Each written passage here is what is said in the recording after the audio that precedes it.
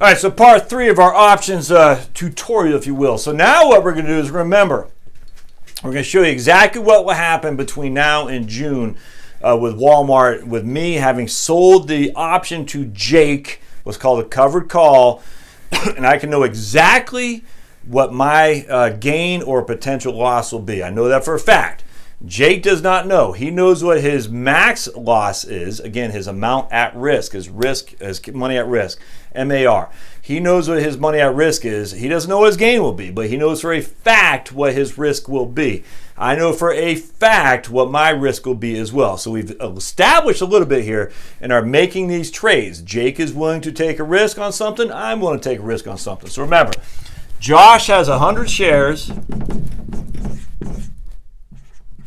of Walmart, and we'll just say I bought it at $93.79. We'll just say for simplicity I bought it at $93.79. So we take our trusty calculator, 93.79 times 100.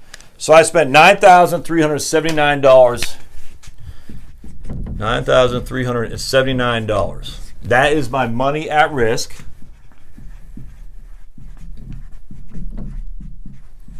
All right, so far with me so far. But I also got on was paying a roughly $2.08 dividend, so I'm getting $208 dividend plus I'm getting another $406 from selling the option. Okay, I keep doing that. Selling option. So now and again, we're just going to say I got that dividend for the full year. That's probably not going to get that exact amount because this is only for June. But just you understand, if they're paying $2 a dividend, and I get that dividend, that will be how much I get. Now, if they don't pay until December, I don't get that potentially. But you just recognize the fact that if you sell a covered call, you are still getting the dividend. All right, so $93.79 minus $208. Minus 406. So my money at risk is 87. Was that 65? Yeah, 65. So if Walmart goes to zero, if Walmart goes bankrupt, all I lose is this right here because I've already got that, and I presume I'm going to get that as well. That's the benefit of selling covered calls. We've reduced our risk inherently. We've reduced our risk by the amount that the premium we generate to sell that call. So if Walmart goes to zero, the money I'm going to lose is $8,700. If I did not sell the option, if Walmart went to zero, it'd be the difference between the dividend and what I put at risk when I bought the shares. I hope that makes sense because that's critical. At the end of the day, investing is simply about money at risk. All right, so now let's go to Jake. Jake, on the other hand, maybe he says, look, I like Walmart, but that new CEO they're bringing on, I don't know, man. That guy, remember Walmart actually got involved with the Al Gore. They took the Al Gore, who is that, Naomi something? And she was going to be it was a CEO or some green guy on Al Gore's campaign. And he wanted really to make Walmart be a green company and to compete with Target or something like that. What's that dude's name? I forgot. But anyway, it was just a clusterfuck. It was horrible. It was Walmart stupid doing that. And that guy still has chops in the environmental community too. I forgot his name. It's just as silly. So anyway, he tried all this stuff to make Walmart a hoity-toity place. And look, I don't care what you think about Walmart, but if you go though, hoity-toity is not. Do I get shaving cream on you? Okay, hoity-toity is not what their customer base is trying to aspire to. I mean, that's just a fact. So, and I go to Walmart all the time. And trust me, hoity-toity, it ain't me. All right, so anyway, so that's my money at risk. Oops, I want to go to Jake. Now, Jake's money at risk, actually, let's do Josh, M-A-R,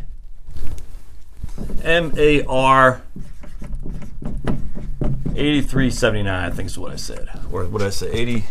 87.65. 87.65. Now, Jake, on the other hand, what's his money at risk? Well, it's just the amount that he paid me for the premium, $406. The cost of buying the option. In this case, a call option. All right, does it make sense? So Jake said, look, Josh is taking the risk of Walmart going bankrupt. I'm willing to take a risk of losing $406 for the opportunity to take advantage of a increase in Walmart share price that a lot of people he thinks are discounting. So maybe they got rid of the Al Gore guy and they said they hired Obama's guy. What's that? I don't even know the dude's name. David something, whatever. And that guy is, I don't know, a brilliant genius or something like that. So Jake says, look, I didn't like the Al Gore guy. I like the Obama guy. I think the Obama guy has a lot of opportunity. I think a lot of people are discounting him, though. But I'm not willing to put 87.65 at risk. In fact, it'd be more than that because, again, the reason my risk is only 87.65 is because this 406 that Jake provided me in the premium for the option. So Jake says, look, I like this new guy from Obama's campaign. He's going to go in there, bust heads, and do stuff, whatever.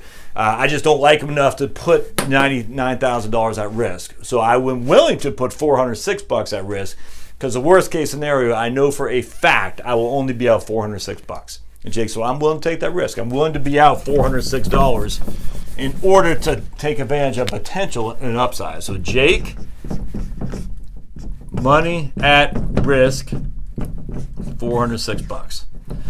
All right, so now what happens is Walmart, we're going to say for simplicity, 95. Walmart's trading at 95. It's going to do one of three things. Only one of three things. It's going to stay flat. It's going to go up. Or it's going to go down.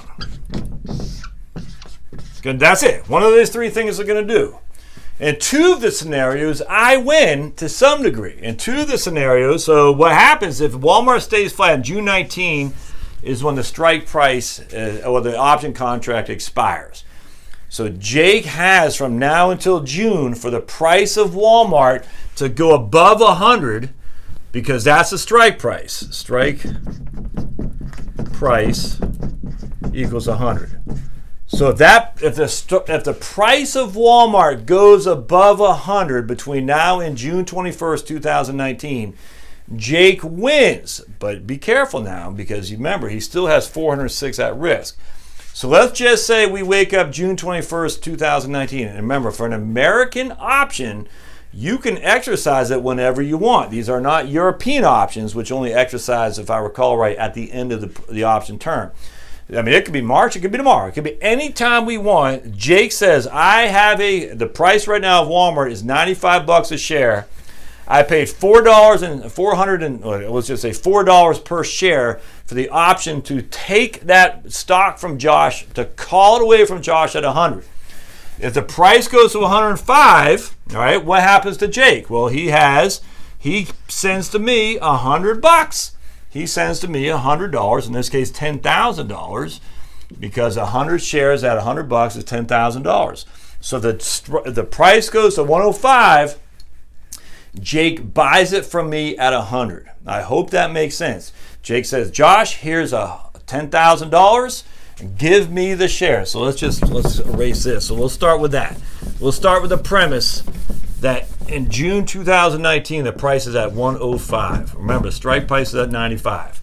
All right, so Jake then says, I will pay you $100 for that 105 shares. All right, so Jake says, here's $10,000. So now, what happened to me? Remember, I started with what I paid for, $93.79, I think. We'll just say it was. So Josh paid $93.79. All right, but I'm going to get back $10,000, gets $10,000 because I know for a fact that's what I'm getting. It doesn't matter if the share is 110, 115, 250,000 million, it doesn't matter. I will get $10,000 from that share price. I know for a fact that is my upside. Nothing else matters other than what I will get my upside is. So I get $10,000 back plus the dividend plus the premium amount. So I will get $10,208. Oh, I got to figure this out. So I know if the price of Walmart goes above 100, I will get $10,208 plus 406 plus 10,000. I'll get $10,614. $10,614. And that's the maximum I will gain. I cannot make any more than that. I cannot make any more. So, but remember, I put in 93.79. So we say 93.79 divided by 10,000. I guess 10,614 minus 93.79, $1,238. What I'll make on 93.79. So I'll make 13.2% between now and June. That's not too shabby. So if Walmart goes above 100 and the price is taken from me, the stock is taken from me, I know for a fact my upside limit is 13.29%, which I'll take in 2 days flat without question. I know for a fact that's what happened to me. 13.2% is my upside potential gain. In 6 months' time, roughly, I guess 7 months' time, 8 months' time, that's pretty good. I'll take that 2 seconds flat. All right. Now, here's the thing, though. If it goes up to 105, Jake pays me $10,000 plus the 406. All right, so he doesn't get the dividend either. He just pays me $10,000. So he pays me $10,406, and he's going to turn around and get 105 or 10,500 for it. So he'll make $100. Wow. So Walmart. So he'll make $100 in that case for having risked $400. That's not a good trade. So Jake does not want Walmart to go to 105. Yes, this is without even commissions. Yes, he will make a little bit of money, but don't forget, Walmart's trading at 93.79 now. 105 minus 93.79. That means it'd have to go from $11.21 a share to 105 and divide that by current price. That means it'll have to increase by 12%. So they have to increase by 12% between now and June for Jake to basically break even, essentially. I mean, if it goes to 105, Jake's breaking even. All right, so Jake doesn't want to go to 105. He doesn't think, hey, 12% is in the cards. I want to go 50% up. So let's just say it goes to 105 at 150 in this case. Well, now Jake is going to get, what's that, $4,600 roughly. So $4,600 if it goes to 150. And how much did he risk? He risked 400. So that's where the option buyer can make out like a bandit. But I mean, we're talking if it goes from 93 to 150, that in 6 months' time, 93 to 150, that's 57 divided by 93. That's a 61% increase in the share price of Walmart between now and June. Very, very remote for that to happen. It could. If it does, he will make out like a bandit. No other way around that. Hard to see that happening, though, which is why the money at risk to Jake, he's like, look, I'm willing to risk $400 to potentially gain $4,600 in 6 to 8 months' time because I think the new CEO from Walmart is going to be kicking butt and taking names, and all I have at risk is $400. Jake's like, I'll take that any day of the week. Me, on the other hand, I already own the shares. For whatever reason, I already own it. And so I'm like, well, I don't think this new guy from Walmart is going to go in there and kick butt and take names. I'm willing to essentially lock in my upside. Because remember, if it goes to 150 from 100, old Josh, I don't get any of that. I just get all the maximum I can do is get to 100. That's it. Now, I still get the dividends that paid out. But come June, Jake said, hey, Josh, I'm calling my shares. Sell it to me, buddy. And I'll say, oh, man, I could have made an extra $4,600. That's it. So Jake has huge upside potential, limited downside potential, but the likelihood of that happening, of getting the upside potential is quite low. The likelihood of him losing his money at risk is quite high. Right? So risk versus reward. He's taking high risk, high reward. That's how it works. Josh, on the other hand, is saying, I have limited downside potential because it go to zero. I know for a fact if Walmart goes to zero, I lose everything. I lose my money at risk, which I guess was, I forgot, $87.65. Jake's money at risk is $406. My upside potential is 13%. Jake's upside potential is essentially unlimited. It can go to anything he wants. And that's the option thing that comes in. Now, real quick, what happens if Walmart stays flat? We'll just say it stays at 95, or it just even goes to 99. So we got, we'll say it's at 95 now. It goes to 99 in June. Well, in this case, nothing. Jake doesn't exercise. Jake loses his money. And I keep my shares. I keep the shares, I keep the dividend, and I keep the 460 gave me. So for that 99 come June, I might come back and say, let's do this puppy again. And the same situation applies. But if it goes down, let's say it goes down to 75. Well, Jake's out this.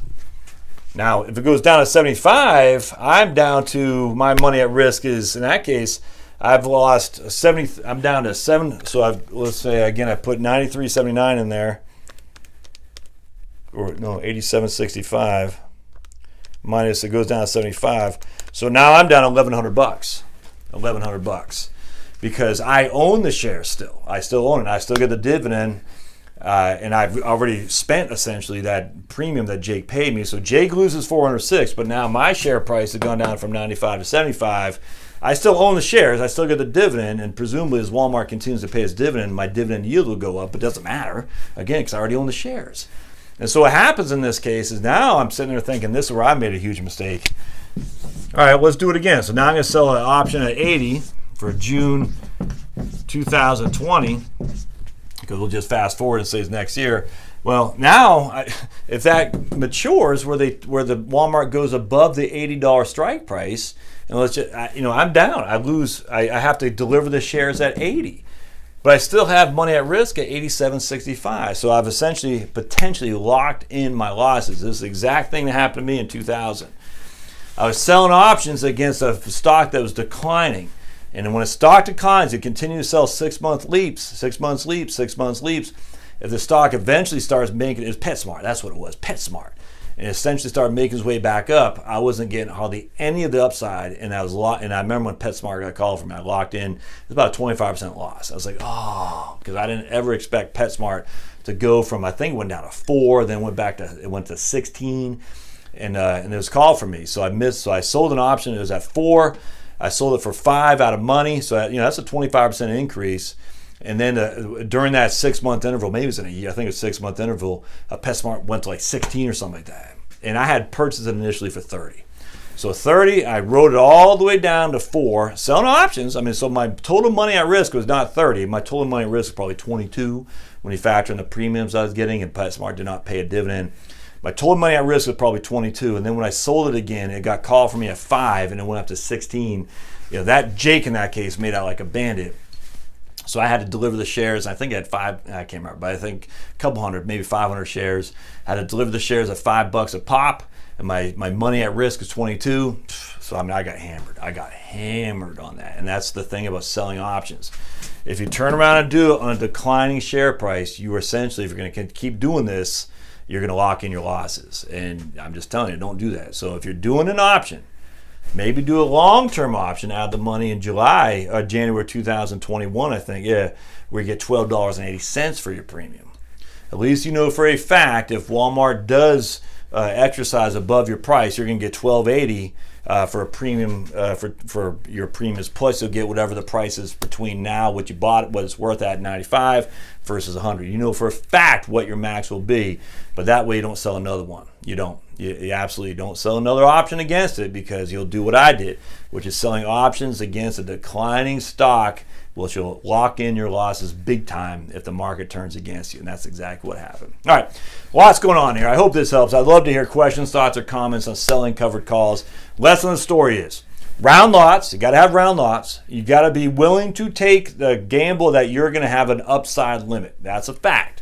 If you're buying an option, you got to be willing to take the money at risk of the option premium. That's a fact. So there's two things happening there. More risk to the guy who's buying the option, simply because he's most likely not going to generate enough to cover his money at risk on the option premium. More risk to him, but certainly a lot more return. Less risk to the person selling the option, because you're actually reducing your risk from the option premium. That's a fact. But you're also going to have upside limits. We know, that's risk reward, man. More risk, more return. Less risk, less return. We know that. That's how it works.